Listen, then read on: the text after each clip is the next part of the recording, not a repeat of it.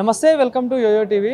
So అటు తెలంగాణ రాష్ట్రంలో ప్రభుత్వం వచ్చిన తర్వాత నుండి కూడా గిరిజన సంఘాలకు కొంత అన్యాయం అయితే జరుగుతూ ఉంది, కనిపిస్తూ ఉంది. అటు ఏదైతే గిరిజనులు లంబాడి ఎస్సీ ఎస్టీ వర్గాల్లో కూడా మంత్రిగా పెట్టాలని చెప్పేసి కూడా వాళ్ళు డిమాండ్ చేస్తున్నారు. ఈరోజు మనం ప్రెస్ క్లబ్లో ఉన్నాం. ఇక్కడ ఈరోజు రౌండ్ టేబుల్ సమావేశం కూడా జరుగుతూ ఉంది. మాట్లాడదాం. మరి మనతో పాటు కొంతమంది నాయకులు ఉన్నారు. అన్న నమస్తే. సో ఎట్లా చూస్తారు మరి ఇప్పుడు మంత్రి వర్గాలలో అటు మనకు ఎస్సీ ఎస్టీలో కూడా ఎక్కువ మంది లేరు. సో ఏం చెప్తారు? ఏదైతే కాంగ్రెస్ పార్టీ ప్రజాప్రభుత్వం ఏర్పడి 9 నెలల కాలంలో ఉమ్మడి రాష్ట్రంలో కానీ ఇప్పుడు ఉన్నటువంటి పరిస్థితులలో ఎప్పుడు కూడా లంబాడీలు క్యాబినెట్లు లేకుండా లేని పరిస్థితి లేదు. గతంలో కూడా తెలంగాణ రాష్ట్రం ఏర్పడ్డ నుంచి కూడా 2 సార్లు బీఆర్ఎస్ ప్రభుత్వంలో కూడా లంబాడీలు మంత్రివర్గంలో ఉన్నటువంటి పరిస్థితి మనకు అందరికీ తెలుసు.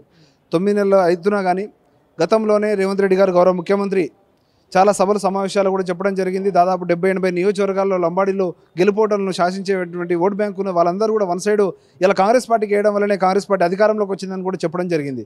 అదే విషయాన్ని మేము ఇలా వాళ్ళకే చెప్తా ఉన్నాము, కాంగ్రెస్ అధిష్టానానికి చెప్తా ఉన్నాము. రేపు దసరా ముందు జరిగేటువంటి ఏదో కేబినెట్ విస్తరణలో లంబాడీలకు సంబంధించినటువంటి నాయకులకి మంత్రివర్గ విస్తరణలో చోటు ఇవ్వాలి. ఎందుకంటే ఇవాళ మీరు చెప్పినటువంటి మాట మీకు కోడ్ చేస్తూ ఉన్నాం. గతంలో పార్లమెంటు మొన్న నడిచినప్పుడు కూడా ఇలా గిరిజన సంఘాలుగా మేమందరం కూడా ఢిల్లీకి వెళ్ళి కూడా రాహుల్ గాంధీ గారిని, ఇలా ఏసీసీ అధ్యక్షులు ఖర్గే గారిని, ఏసీ జనరల్ సెక్రటరీ ఇవాళ కేసీ వేణుగోపాల్ గారిని కూడా కలిసి విన్నవించడం జరిగింది. ఇలా కాంగ్రెస్ అంటే లంబాడీలు అంటే కాంగ్రెస్ అని చెప్పి ఇందిరాగాంధీ గారి నుంచి కూడా వచ్చినటువంటి పరంపర మనం చూస్తూ ఉన్నాం. కాబట్టి కాంగ్రెస్ పార్టీని మేమైతే ఓన్ చేసుకున్నామో ఇలా మేము మొన్న ప్రత్యక్షంగా ఎంపీ ఎన్నికల్లో ఎమ్మెల్యే ఎన్నికల్లో మేము పనిచేసినాం. ఇలా కాబట్టి మేము ఇలా మాకు గుర్తింపు కావాలి, మాకు గౌరవం కావాలనే ఉద్దేశంతో ఖచ్చితంగా లంబాడీలకు సంబంధించి ఇలా మంత్రివర్గంలో చోటు ఇవ్వాలని చెప్పి కూడా కోరుతా ఉన్నాం. అదేవిధంగా ఎస్సీ ఎస్టీ కమిషన్ వేరు చేసి ఇలా ఎస్టీ కమిషన్ సపరేట్ చేయాలని కూడా కోరుతా ఉన్నాం. అదేవిధంగా గత ప్రభుత్వము ఏదైతే తండాలు గూడెంని గ్రామ పంచాయతీలకు చేసింది తప్ప రెవెన్యూ నిధులు ఇవ్వలేదు. కాబట్టి ఈ ప్రభుత్వం మీద మా నమ్మకం ఉన్నది, గౌరవ ముఖ్యమంత్రి రేవంత్ రెడ్డి గారి మీద నమ్మకం ఉన్నది. ఇలా రెవెన్యూ గ్రామ పంచాయతీలుగా చేసి తండాల్లో గ్రామ పంచాయతీలు గూడెంగా గ్రామ పంచాయతీలు డెవలప్ చేసే విధంగా అభివృద్ధికి ఇలా దూరంగా ఉన్నటువంటి ఈ గ్రామ పంచాయతీని ముందుకు తీసుకెళ్లే విధంగా రేపు మీరు బడ్జెట్ కేటాయించాలి, రెవెన్యూ గ్రామ పంచాయతీలు గుర్తించాలని కూడా ఇలా రాష్ట్ర ప్రభుత్వాన్ని కోరుతా ఉన్నాం. అదేవిధంగా ఎస్సీ ఎస్టీ బ్యాక్లాగ్స్ పోస్టుల గురించి కూడా ఇలా వేలాది పోస్టులు ఖాళీ ఉన్నాయి. ఖచ్చితంగా వాటిని కూడా భర్తీ చేయాలి. ఎంతోమంది విద్యార్థులు నిరుద్యోగులు రోడ్ల మీద ఉన్నారు. మేము గతంలో ఎంతోమంది మంత్రులను కూడా విన్నవించడం జరిగింది. ఖచ్చితంగా ఈ రాష్ట్ర ప్రభుత్వం మీద నమ్మకం ఉన్నది. ఇలా రేవంత్ రెడ్డి గారు వాళ్ళ యొక్క మంత్రివర్గం చేస్తుందని కూడా మేము నమ్ముతా ఉన్నాం.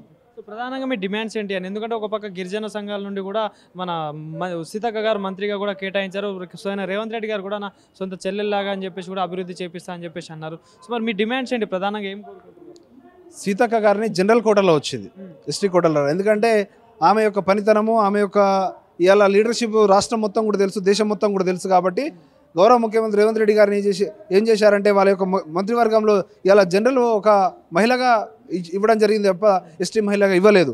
ఇవాళ మేము ఇదే రాష్ట్రంలో దాదాపు 50 లక్షల పైచిలుకున్నటువంటి మా సామాజిక వర్గం సంబంధించినటువంటి లంబాడీలో కూడా మేము ఒక మంత్రివర్గంలో చోటిస్తే రాబోయే రోజుల్లో కూడా మేమంతా కూడా మీకు అందరికి తోడుగా ఉంటాము. రేపు జరగబెట్టే స్థానిక ఎన్నికలు కూడా ఉన్నాయి. దాదాపు 3000 గ్రామ పంచాయతీలు ఉన్నాయి.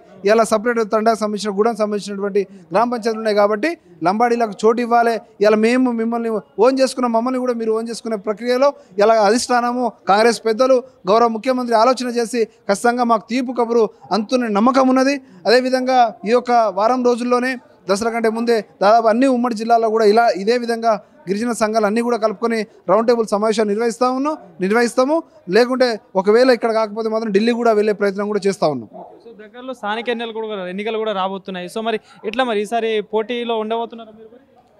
ఖచ్చితంగా ఏదైతే కాంగ్రెస్ పార్టీతోనే ఉన్నాం, కాంగ్రెస్ పార్టీ యొక్క గెలుపు కోసమే పనిచేసినాము. ఇప్పుడు కూడా రేపు పొద్దున కాంగ్రెస్ పార్టీ సంబంధించినటువంటి వాళ్ళు బలపరిచినటువంటి ఏ అభ్యర్థి ఉన్నా కానీ మా అందరూ కూడా మా అన్ని జిల్లాలో నాయకులకు చెప్తాం, ఖచ్చితంగా కాంగ్రెస్ పార్టీ బలపరిచిన అభ్యర్థులను గెలిపించాలని.